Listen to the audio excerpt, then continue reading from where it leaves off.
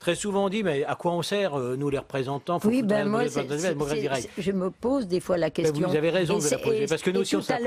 Et tout à l'heure, j'ai été un moment dans l'hémicycle vous écouter. Ouais. Et j'ai été confortée dans ma pensée. Mais c'est les questions. Je m'explique. Ouais. Non, mais je m'explique. Moi, j'ai la sensation que la démocratie, elle n'existe plus. Hein. C'est pas possible. On vit dans un carcan administratif stérile. Mmh. Le citoyen, il est oublié, pas par les députés ni par les maires, mais il est oublié là-haut. Et on constate, et c'est pas bien ce que je vais dire, mais tant pis, j'avais dit que je le dirais, nos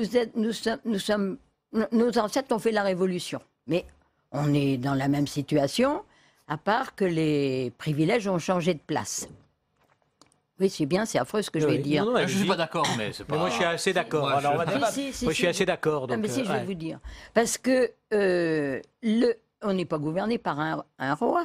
Mais ça, c'est au fil des années. Hein, oui, on est d'accord. C'est pas d'hier. C'est une évolution, c'est pas d'aujourd'hui. Hein, c'est venu progressivement. Ça, là-dessus, je suis d'accord. Et on est gouverné par une, disons, c'est un petit peu fort, mais c'est plutôt... une dictature collégiale, bourgeoise. Bon, la dictature a une laisse parler. Non, attendez, oui, mais enfin. Mais parce que, attendez, je pourrais aller jusqu'au bout de ce que j'ai à dire. Parce que on nous parachute des textes. On voulait, des fois, je me suis dit, mais alors, on a élu des députés, des sénateurs qui nous défendent, et qu'est-ce qu'ils peuvent dire? Parce qu'on leur impose des textes.